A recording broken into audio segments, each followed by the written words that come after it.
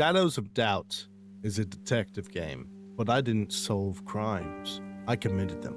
No cases, no justice. Just me, and a city that absolutely trusted the wrong person. Normally in Shadows of Doubt, you're meant to hunt criminals, solve murders, and restore order. I decided to test something else. How much crime can one man commit before the city realizes I am the villain? But every criminal empire doesn't start off running the world, and I definitely didn't. I started off in a restaurant. After having a coffee and a donut, I was about to leave when something interesting caught my eye. In Shadows of Doubt, solving crimes isn't the only way you can make money, and I needed money. Let me introduce you to the job board. There are 3 types of jobs you can get on the job board. 1. Vandalism. 2. Humiliation. Did you just come? And 3. Theft.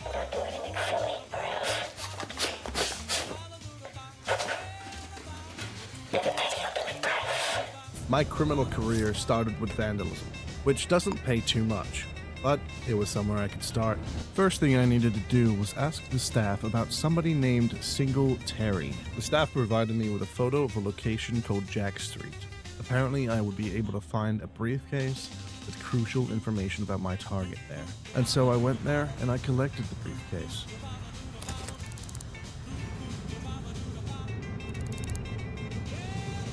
Unfortunately, all the briefcase provided me was the job location of the target and his fingerprints. Or hers, didn't really tell me. And so with the lackluster information, I followed the only lead my employer provided. I arrived at the target's workplace after hours, but I wasn't going to walk away and wait for business hours. I decided to enter the building. After all, there was nobody there to stop me. The first room I came across was filled with employee lockers. I figured if I could find my target's fingerprints on one of them, I'd be able to get their name. The idea turned out to be fruitful. Ignore the new murder case. That doesn't concern us. After all, we are just humble vandals. One locker was covered in prints and the tag read G. Taylor. That had to be my target. Now all I need was their address, something I could easily pull from a city phone book. But with my luck, of course, there are 2 G. Taylors. One that lived in 303 Cheese Systems, and one that lived in Basement 3... How do you pronounce that? Blaze Grange? Let's just go with that.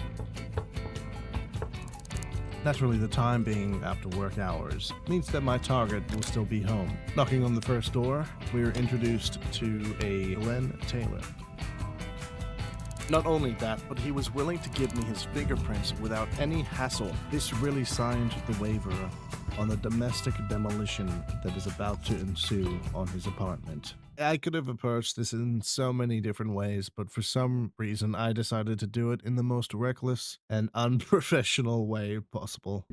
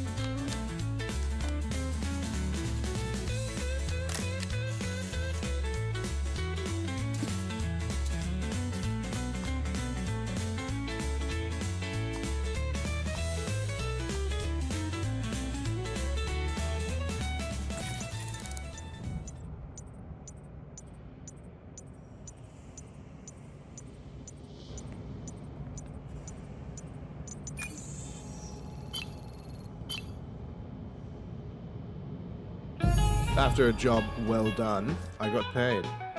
Still, it wasn't much, and I wanted more. So I figured if corporate theft pays better, I'll give that a go. This time I'm given a phone number. I call it.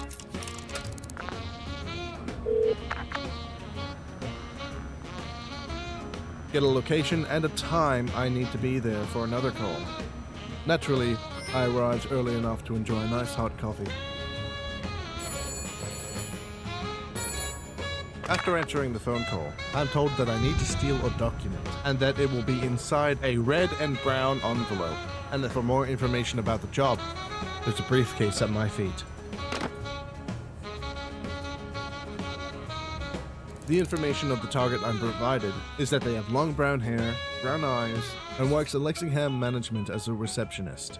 Most of that information is actually pretty useless, but their workplace and their occupation is really all I need. So I lockpick into the lobby and make my way to the staff kitchen, where I find a vent shaft in the ceiling, which leads into the manager's office. I also find the manager's password, which allows me to get into their safe and find a diamond. This is where I search through the employee documents and find my target. After finding my target, I came to a realization that looking for them doesn't even matter when you can find the envelope sitting on a fucking desk. What a waste of time. So, naturally, I leave the document next to a jukebox and call my employer. Job done. After I completed that job, I still had that diamond in my inventory, so I decided to visit a pawn shop. When I saw how much money a single diamond sold for, I was hooked. That was the moment I decided to become an independent contractor. Now that I knew safes could contain diamonds, I came up with a plan. I needed 3 things: lockpicks, code breakers, and a weapon to defend myself. So the plan was simple: break into apartments, crack the safe, take the valuables, and run. So let's get to it.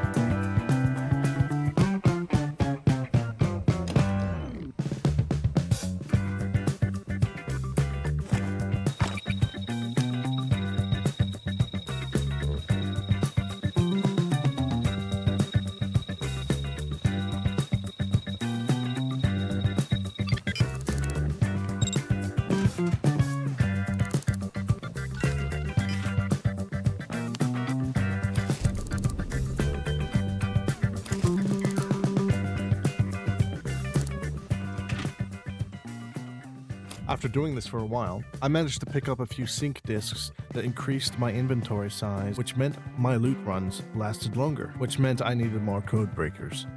This is where I got a little more reckless, but I could afford it. My step-by-step process would be lockpicking my way through the first door of the apartment,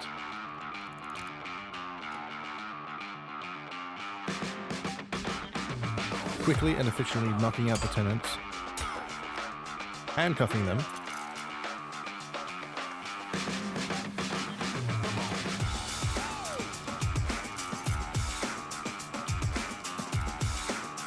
using a code breaker on their safe,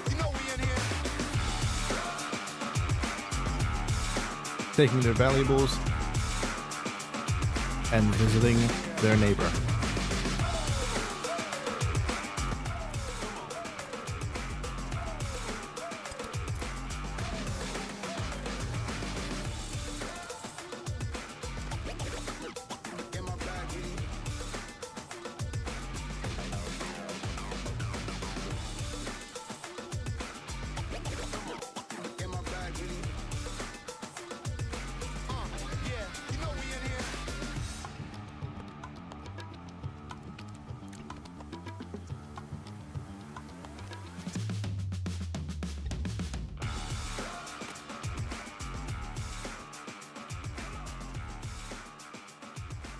Over a very short course of time, I had accumulated over $70,000. This money I spent on a luxury Echelon tier apartment. For those who aren't in the know, Echelon is the cream of the crop in regards to apartments. The apartment itself was worth $40,000, and I actually ran out of money furnishing it. Now this is my home.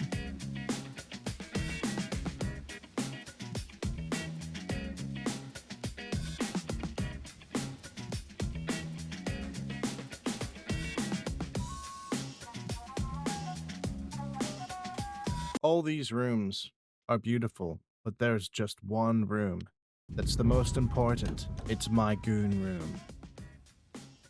If you enjoyed watching a detective second guess his relationship with the law, like and subscribe. Thanks for watching.